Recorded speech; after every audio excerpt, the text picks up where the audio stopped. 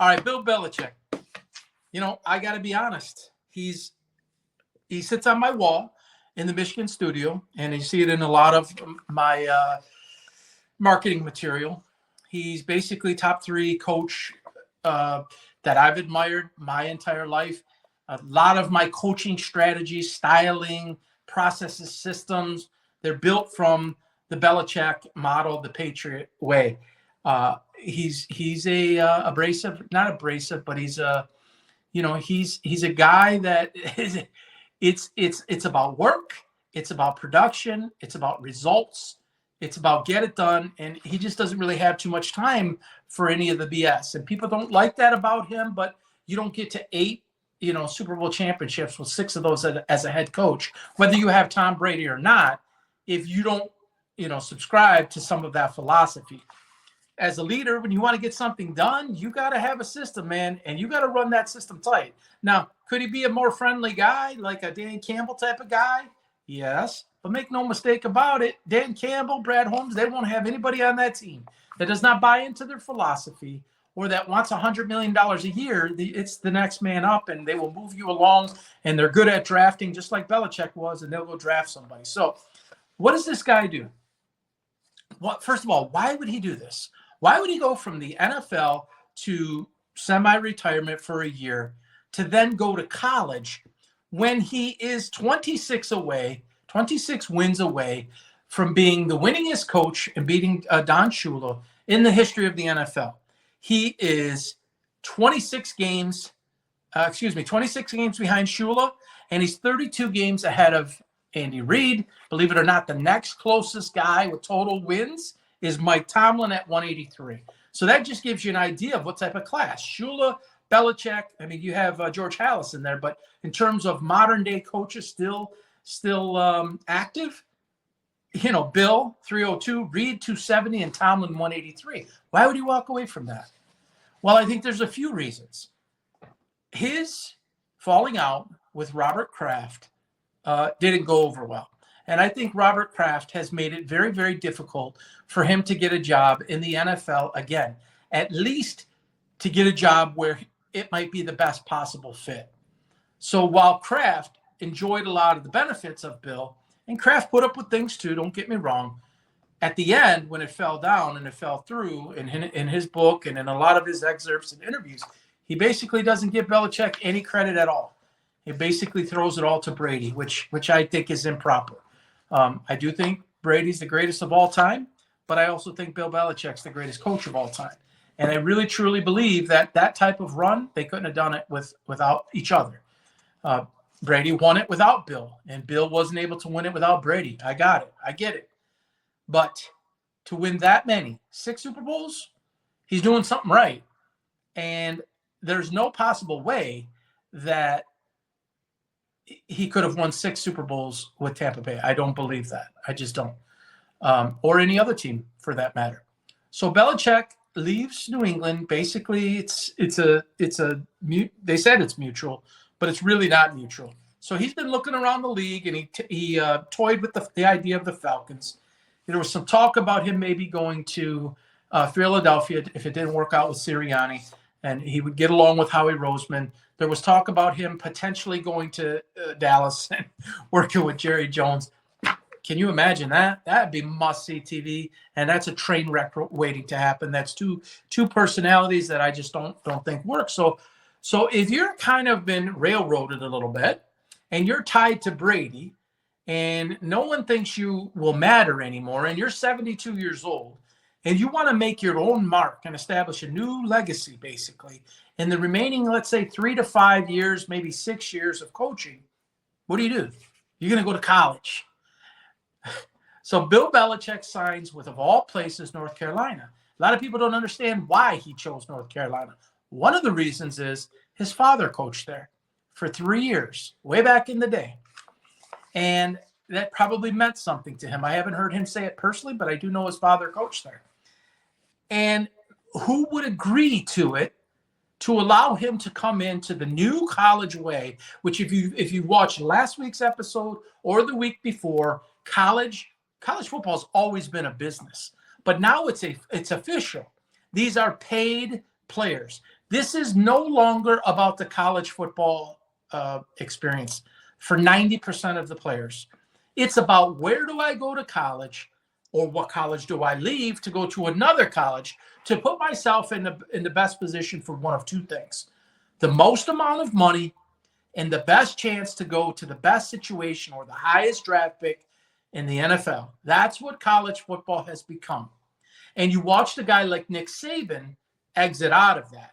Gus Malzahn, any of you real deep college fans, he was in Auburn, and then where did he go? Florida International. He left Florida International to go attach to his buddy Mike Norvell in Florida State to be the offensive coordinator, basically with 2 games left. I think he did it. He resigned. There's no bowl game there.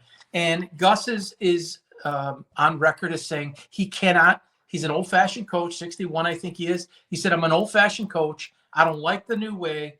And it's so difficult now on a coach with the portal, which is college free agency. You've heard me say it. It's not a portal. It's college free agency. You are a free agent up to the highest bidder. And you're going to go to the school of your choice, with the program of your choice, with the marketing ability and apparatus to elevate you and your status and your income and your draft status to the highest level. That's what college football is now. Do not make any mistake about it. Maybe the small schools, maybe the Ivy League schools, Princeton, Dartmouth, Yale, Harvard, these types of teams, most of those guys, I don't know, they had a handful of pros ever, something like that. It's a very small amount. That's more of the traditional, hey, let's just play football.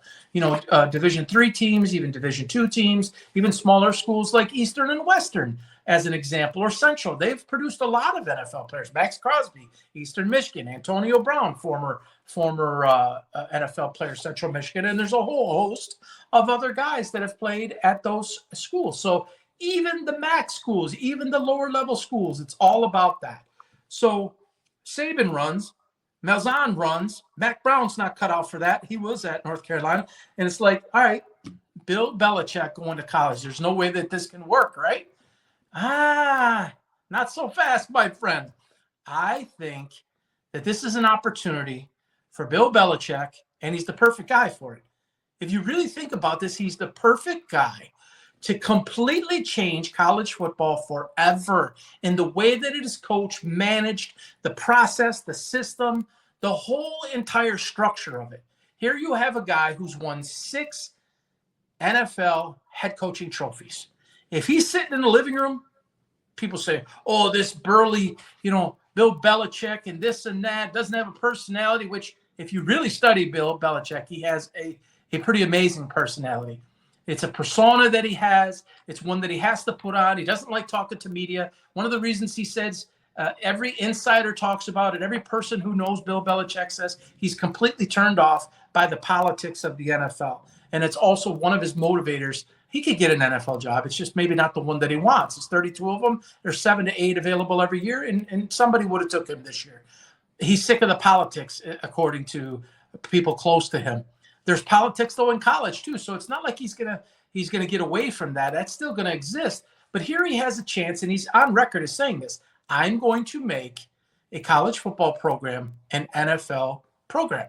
It's all the same concept now. Like I said a moment ago, it's no longer go there just to play the game and have it be a team sport. It's just not that anymore. It's a business. There's players coming in and out year after year. Some guys that are on their 3rd school in 4 years. That's insanity. That's total insanity. That is no different than the NFL, that you can end up on 3 teams in the same year.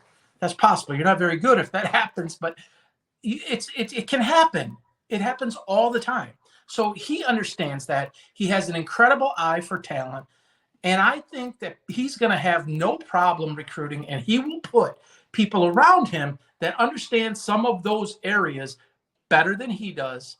But he's going to oversee it with his stamp, obviously, and his winning pedigree in terms of how to take something from here and move it to there. So you have the athletic director, Bubba Cunningham. He's 62 years old. He's been there since 2011. It is a basketball school, right? He's been there for 13, 14 years. You can barely scratch the surface of what North Carolina football has done. Probably the most recent success is not so much Mac Brown. It's Butch Davies is probably the most successful Carolina coach that I can recall in recent memory. I mean, Mike Norvell was there for a little bit, but Butch Davies was probably the most successful, turning out a lot of pros. So you're a basketball school, but North Carolina's not number one anymore. But they're a top 10 school typically year in and year out. How can you make a splash? How can you bring interest? How can you, in the ACC, which is behind SEC and Big 18, as I call it, in terms of popularity, in terms of viewership and visibility, what better way than to make a splash? Whereas now everyone is going to be watching on 7 o'clock or 7:30 on a Saturday night when North Carolina plays Florida State or whoever they play to watch Bill Belichick's process system, how he goes through this, something we've never seen before.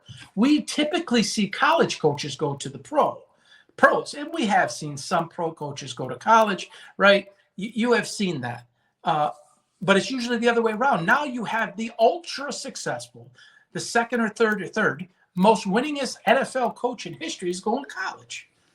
I think it is unbelievably intriguing, and I think he's the one guy who can pull it off and become the pioneer of this entire new model that I think we will see.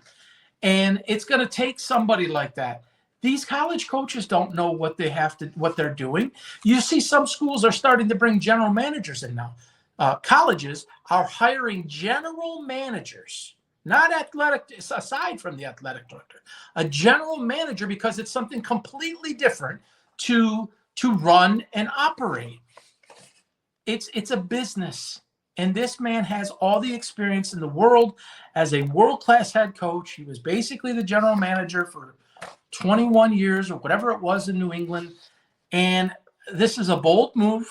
It's not the most popular move for Bubba, but I give Bubba credit, and I give Bill a lot of credit for doing this. But like, the guy needed another challenge in 72, right? He's going to go turn the apple cart upside down and do something that historically, not of his ilk, not of his name, that's going to come out of basically semi-retirement, and he's going to go to a college program in one of the Power 5 conferences. And I think he's going to make it a success. Who wouldn't want to go play for the guy? I mean, I just think this redefines it forever. And let's not forget, college football is the farm system for the NFL. So if I'm an NFL coach, so Dan Campbell and Brad Holmes, Bill Belichick did it too, by the way. They befriended Nick Saban in the highest level way. No one brought in better talent. I mean, lots of teams had talent, but it's a factory, and it might not be anymore, by the way. Alabama was a football factory. Everybody in the pros wanted to talk to Nick about whatever the guy was, whether it was Jameson Williams, whether it was Tua, whether it was Jahmyr Gibbs. It didn't matter who, Isaiah Bond. I mean, the list is endless. There's so many guys, countless O linemen and D linemen. Brian Branch is another one. You wanted Saban's guys because you knew they were coached the right way. So now the new Nick Saban at the college level becomes Bill Belichick. Now all these coaches want to call Bill Belichick and want to prop or pick people from North Carolina. And you know he's going to go get those guys. And if you're a young player, if you're a young student athlete and your group, right, your family and your mentors, whoever it is around, aren't you thinking that way? I'm not the only one who could be thinking this way. I want every NFL coach calling Bill Belichick about my son or about my nephew or whatever the case may be. And that's exactly what's going to happen. So when this first broke, I was shocked. I really was surprised. Not as much as that it was college, as that he chose North Carolina. And I didn't understand it at first. I did a little bit more research. But he's in a no-lose situation, guys. All he can do here is win. What I mean by that is he's not going to a high-pressure cooker type school like an Ohio State, a Florida State, a Miami Hurricanes, or some other, Oregon, some other big high-profile program. He's going to basically a middle tier program that's in the ACC. And if he even does semi good, he's going to come off smelling like a rose. If he does really good, well, that's like, holy cow, that's hero status. And then from a coach's perspective, I mean this in the coaching sense, if he does really well and he gets his team to the national playoff, the college football playoff, and makes noise, well, he becomes like a godlike coach, which he was at the NFL level. And it's a great challenge. That'll get you up in the morning. It'd get me up in the morning, right? I don't know if I want to go deal with all of that. It's a different, you're dealing with young men, and there's the whole recruiting thing. That's not an easy thing. But it's going to be interesting, very, very interesting to watch. I'm going to be tuned in. It's massive for the ACC. And, one other thing, I think you will see him get fringe players to become, wanted commodities. So if you think of guys like Julian Edelman and Wes Welker, and now you see Ladd McConkey for the Chargers, formerly of Georgia, you see players like this all over the place, the Cooper Kupps of the world, that were fringe players in college and made it to the NFL, and they thrived. But that doesn't always work. Hunter Renfrow, that's another one from Georgia. He's kind of, I don't know where he's at now. I think he got hurt, but I think you'll see Bill develop a lot of those guys.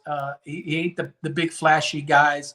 He wants talent on his team, but he's going to find those guys, those diamonds in the rough. He's going to develop them, and more people are going to have a chance to have an NFL career going through that school than the norm, than the standard. And so it's a huge win and a huge get for North Carolina, and it's going to be fun to watch. So don't count this out yet. Don't think it's all crazy. I think that there's a lot of common sense there. You got to go a layer or two deep to see it, but I think that it's pretty interesting.